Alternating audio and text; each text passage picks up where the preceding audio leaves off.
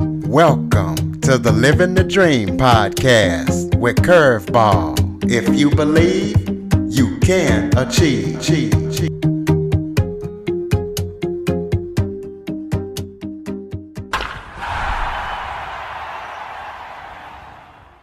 Hello and welcome to another episode of Living the Dream with Curveball. I'm your host, Curveball, and today got a special treat for you because I am joined by Lisa David Olson. She is an author, a speaker, a creative coach, as well as a podcaster. And we're going to talk a little bit about how humor saved her life. Lisa, thank you so much for joining me today. Hey, Curveball. Thanks for having me. Absolutely. Why don't you go ahead and talk about a little bit, maybe where you're from, give the audience a little bit of background about yourself, anything that you might want them to know before we get into it. Well, I could make it a mystery and they can figure out where I'm from by the way I speak. It's pretty obvious. I'm from Minnesota. So I'm on the Mississippi River on the other side of Wisconsin, and it's a beautiful area. And I'm an author and a speaker. I have my own podcast called Stranger Connections, and I'm a creative partner. I love to talk about creativity from the 2 decades that I've learned in performing and writing comedy and improvisation. Well, what's the weather like down there? I know here in Kansas right now, we're about, 48 degrees. Is it cold and snowy down there in Minnesota? We do have some snow right now. We have to be careful for ice as it gets cold and dark in the night. That's the dangerous time as the temps drop. We are sitting at 27. Tomorrow's high will be 30, and that is actually very mild for this time of year. Wow, it's going to be very cold in Minnesota. So, so the things that you do right now is part-time because you're actually a dispatcher hmm full-time, right? Yes, sir. I am in records and I do local dispatch at the police department in the city in which I live. Okay, so let's talk about how you got into the things that you're doing. I know you said humor saved your life. First, talk about that. What do you mean when you say that? When I was growing up, especially during the time, for a short time, I lived in Tennessee. And during those times, it was early 70s, and my mother was an alcoholic, and she was definitely self-medicating whatever mental disorders or issues or imbalances that was going on. And anybody that's in their 50s like myself would know back then, no one really got into your business. Not like now. And, here I am working in the world of helping out police and supporting all that they do. And I see what goes on. And kids are so much safer today. And teachers are so aware to report things that they notice. And it's so much better. And yeah, we have a long way to go. But back then, you didn't go to anyone's home. You didn't get into anyone's business. And so, therefore, when mother got drunk, she was physically violent with us. So that meant you couldn't have friends over. You could rarely sleep through the night. I still have night frights to this day. And she would just show up in your doorway and say, "Who did this?" Whatever this was. And myself and my 3 siblings would have to get up out of bed and admit who did it. One time it was somebody threw away the mushrooms and we all had to go in the garbage and get them out. And it was just ridiculous rage that she had. Then there'd be great times. Then we'd get McDonald's. So a pizza from the restaurant or McDonald's was the next day. So every day is a do-over. And I had a lot of resentment and trust issues. But then there were good times that she was just really present. And through trying to make it through this trauma, humor was my escape. And it was through watching the Carol Burnett show that I thought, I want Carol Burnett to raise me because her mom and dad were alcoholics and her grandma's raising her. And I want to go live with Carol Burnett. So when I watched the Carol Burnett show, I was in the Carol Burnett show in my mind. And that was my 1 hour on a Saturday night. And there was a time I was holding a handful of Darvocet, and I considered just taking them. I think I was 14 or 15. And in that moment, I realized I was going to miss the Carol Burnett show if I did that. And so I made sure that, no, I'll give it one more day. And I think we all do. We all give it one more day. And through having comedy back then, eventually as an adult, I ended up owning, running, and performing in a sketch comedy troupe that was very much like the Carol Burnett show. Not exactly planned, but obviously it was in my path and I took it. And it was some of the best years of my life. So let's talk about that. What did you do when you were doing this sketch comedy troupe? Can people check it out now? We used to do live shows every September. We would do 3 weekends of shows, 3 nights a week. So 9 shows that would take us 6 or 7 months to write. And it was a celebration of the town that we lived in. So to parody something is often high praise because you're important enough to be in that sketch. So maybe we would make a sketch about the mayor and make it into Wizard of Oz, but use all the local references. And then go to an improv scene where we ask the audience, give me a place where two people might meet, or who here is on a first date? And we would play with the audience. They'd give us ideas, and we would create something brand new every single night right there. And we'd have songs and everything. We don't have it any longer. I did sunset the group this past January because after 2 decades, I believe in stepping back when things are great and knowing when it's time. And boy, I tell you, with the pandemic, I thought I was calling the time, but yeah, it was time because there's no more live shows, of course. I my hats off to those that are doing virtual comedy. I do some stand up myself, and I just think people are definitely tapping into their own creativity and their improv side by saying, well, I can't do this, which would be perform live. So maybe I'll try this, which would be gathering a Zoom audience and still keeping your topics fresh and keeping your connections with your comedy families. Absolutely. So after all the things that went on with your mom, if she's still around, do you guys have a great relationship today, or did you just eventually get out on your own and you guys don't communicate? How did all that work out as far as with your mom and as well as the mental side? How did you get out of all that? Super question. It was very much a roller coaster. And in my book, Laughs on Rye, which is WRY, I write about our roller coaster of a relationship. I'm third out of 4 kids, and the third kid always takes care of everybody. And so I ended up doing a lot of her care. And she would be, so it was Y2K. Do you remember that, Curveball? Where you were at during Yep. Y2K when it was, yeah. And we I thought was we were I'm losing. from Louisiana, so I was in Ooh, Ruston, Louisiana doing Y2K. oh, what was that like for you? Everything just went along normal. Well, do you recall Had a the few oh, drinks. hell yeah. Do you recall the frightening thoughts of, oh my gosh, we're gonna lose clocks, or we're gonna lose computers, or we're gonna lose our VCR capabilities because nothing was set up for 00. Yep. So remember that mayhem that was happening. And at that same time, my mother, I checked on her and I had 2 very young kids, and I was going through a divorce. So it couldn't have been like, ugh, it was a horrible time. And I had dropped off a pasta dinner for her the day before, left it at her bedside. A day and a half later, I checked on her. That same food was there, and she was now on the ground. I think she had tried to call me or something. So I had to get somebody to watch my kids, and I went over there, and we're the same size, and I could hardly pick her up. And I got her into the bathroom, and I didn't know what to do. I didn't have money. I was going through divorce.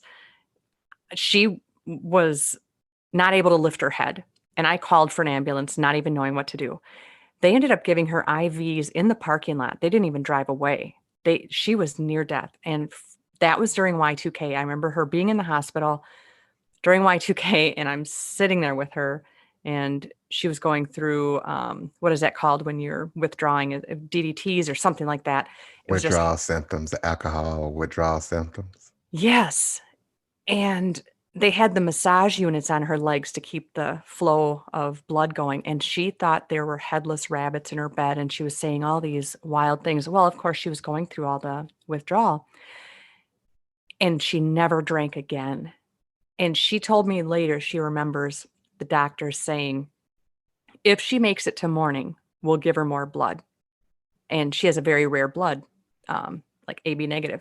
So she remembered hearing that and she felt like she was under the bed. You hear of people saying, I was floating above in the room.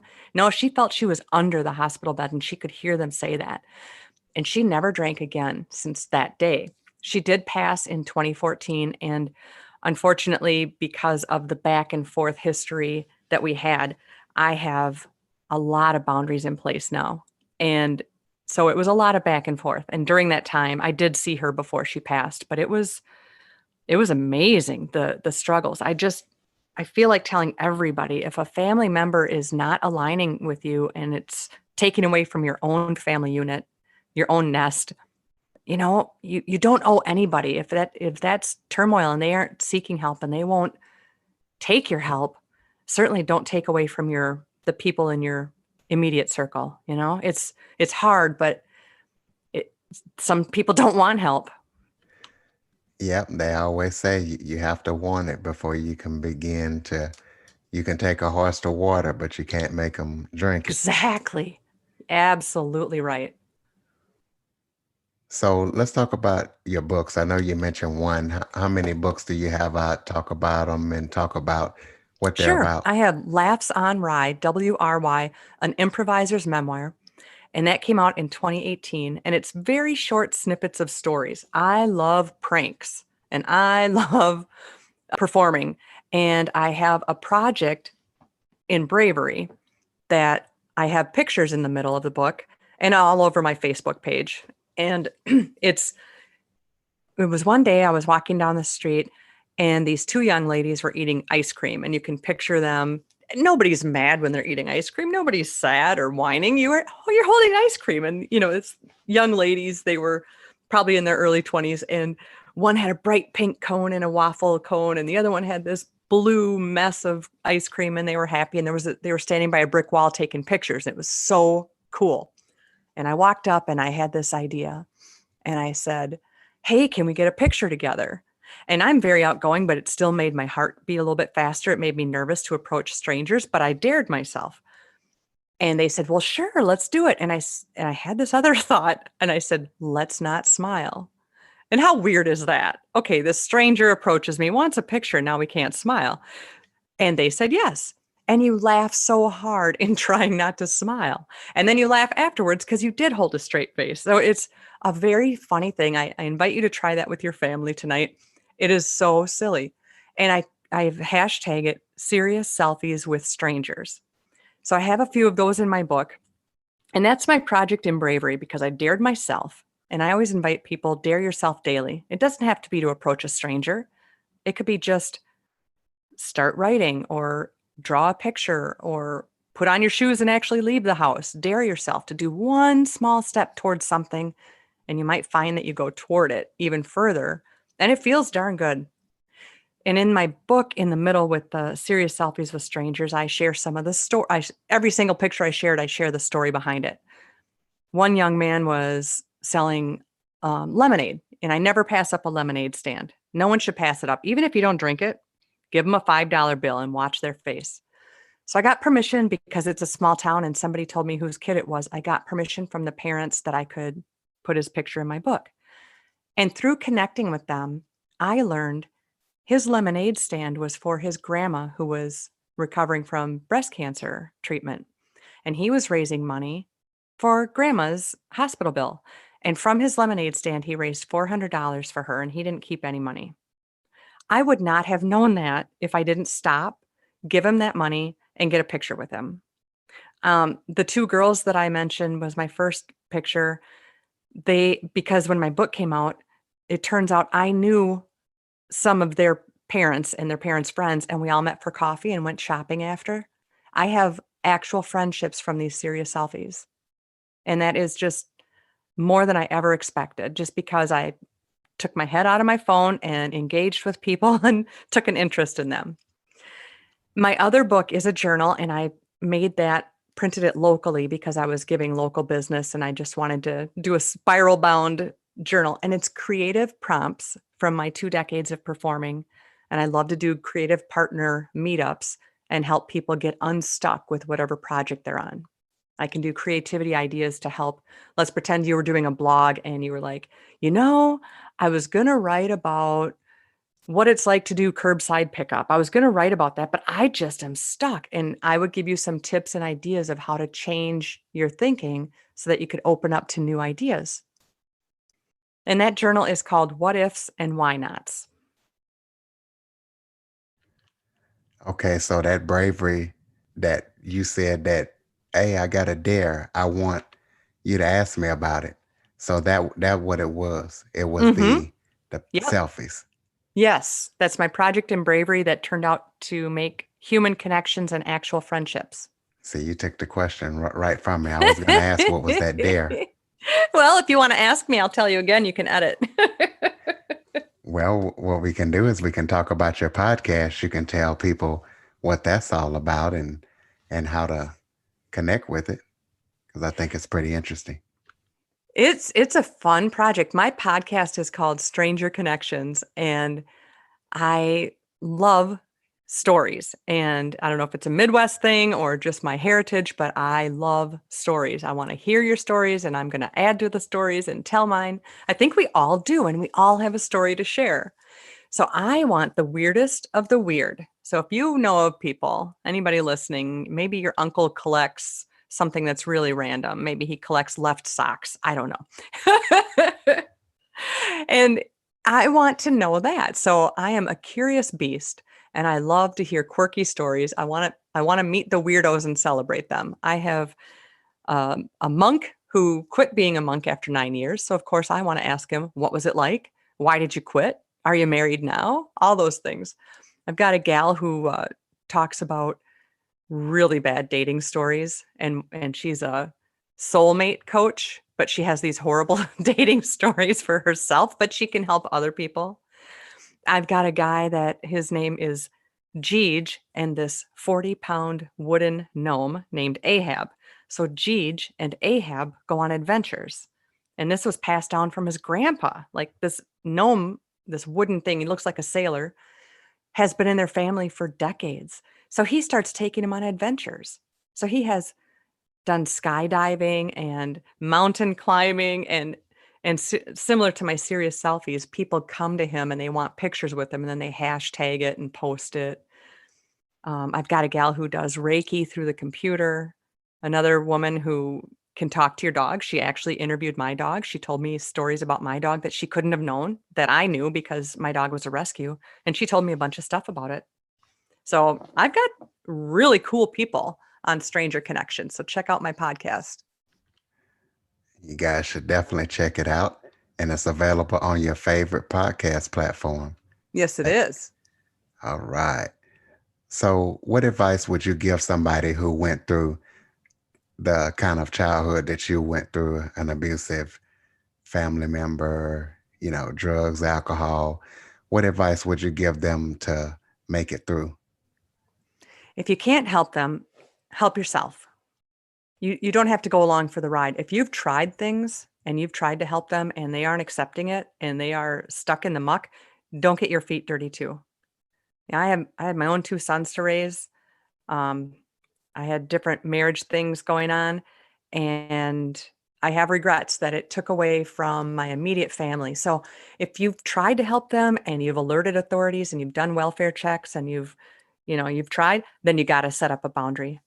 And it doesn't always have to be that severe, but boundaries are pretty important, whether it's a short little wall around you just to make sure that you're not always available for people that are just taking from you. Just assess who's your good people and get them closer, and then make sure that you are reaching out to your good people so they know that, you know, I just want you to imagine you're one of your friends right now, a friend that maybe you always enjoy their posts on Facebook, or maybe they're, somebody that you actually call once in a while. Reach out to them, do a Facebook message, send them a card in the mail. I just can't stress enough the human contact that we've been missing is something that we now understand, but it's been all along. We all want to be thought of. So reach out to somebody and tell them that you care about them, but don't make yourself suffer because someone else chooses to. If you don't mind me asking, what kind of personal boundaries have you set up with this situation that you have? that you've survived? What kind of boundaries do you have today? I have three siblings, and I'm only in touch with one. My younger brother would not accept help from me, and he definitely has some of the same issues my mother had. And he has episodes of being manic, and I'm scared for him and I'm sad for him, but I've distanced myself. He is also somebody who scares me and he has threatened me.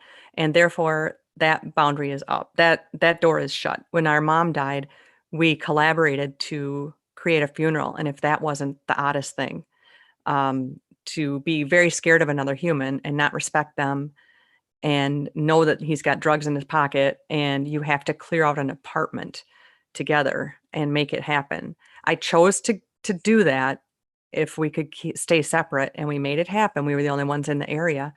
My other siblings both moved away. So I chose to get through that time, and I then do not speak to him at all.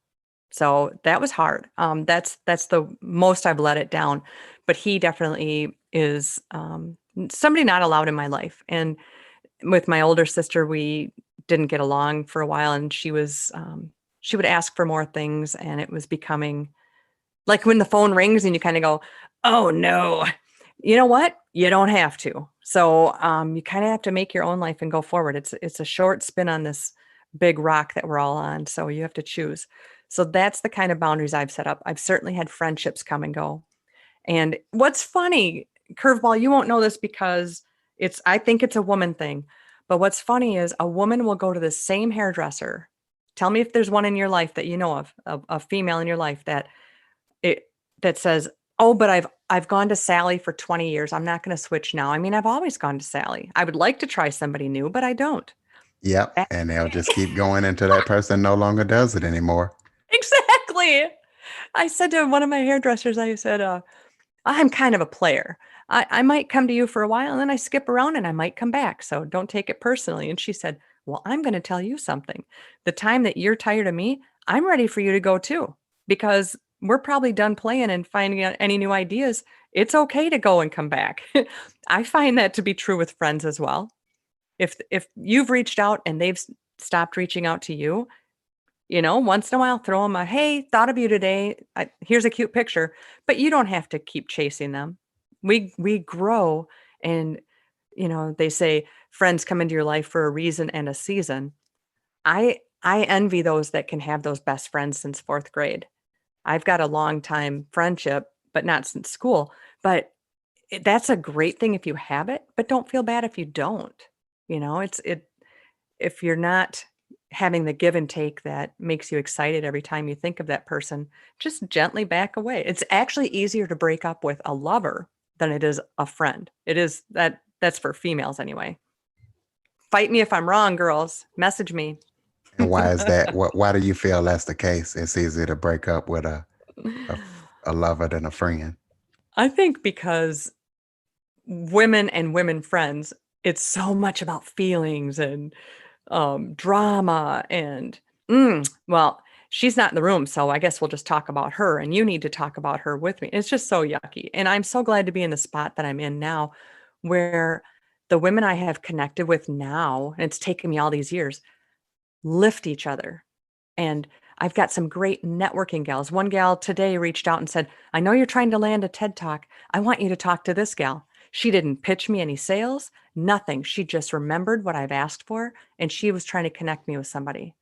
And the more that I do that to others, I notice it's coming back to me. So if we would just lift each other up, like each other's posts, help things to be seen, buy each other's books or attend what they're doing, online and speaking, and send a card to somebody. But women can be really mean and they can just be, they gang up on each other. If you've ever heard that you can have two girls at a sleepover, but if you have three, one's always going to be on the outs. Absolutely. Speaking of a TED Talk, are there any other projects that you're working on that listeners need to know about? Any more books? I know you mentioned the TED Talk and any speaking engagements, anything like that? Any more comedy sketches?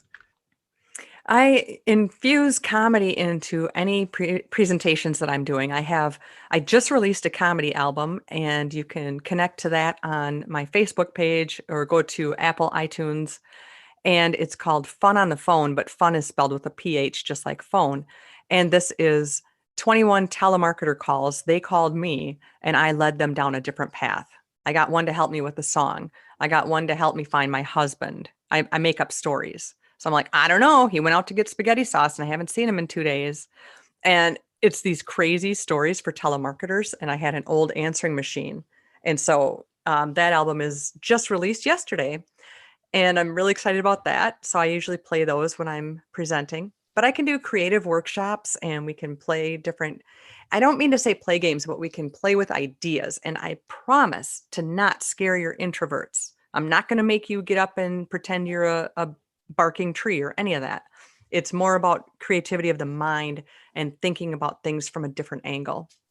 And I do have another book I'm working on. I don't have the name of it yet, but it is more about the creative prompts and just helping you to get unstuck and to re-energize and give you bursts of bravery and ideas and just make it okay to play. Are there any other topics that we haven't talked about that you would like to discuss before we go? I think we are good. I really appreciate your time. It's always nice to meet other people and see how they run their podcasts. So that's good for me. I just want to remind everybody to commit to whatever scene you're in. If it's a conversation with your family or somebody at work, commit to the scene just like I would when I was on stage. Have the other person's back. Listen to hear. Don't listen for your turn to speak. Don't top what they're saying, but build on what they say with the yes and attitude. So listen to hear, let them be heard, and always dare yourself daily. Go ahead and throw out that contact information for everybody, the full contact information, your website, and ways that people can connect with you. Well, thank you. LisaDavidOlson.com.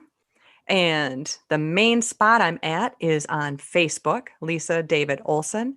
And I also invite you to join my comedy group page on Facebook, which is called Counterclockwise. And we basically all share memes and funny things and ask funny questions. And it's an interactive comedy group. I call it a cyber clubhouse of fun. So join us over at the Counterclockwise group on Facebook. And that would be great to find you there. Yeah. So my books are, oh, anything you want to find out is usually on Faceplace is what I call it. Instagram and LinkedIn too.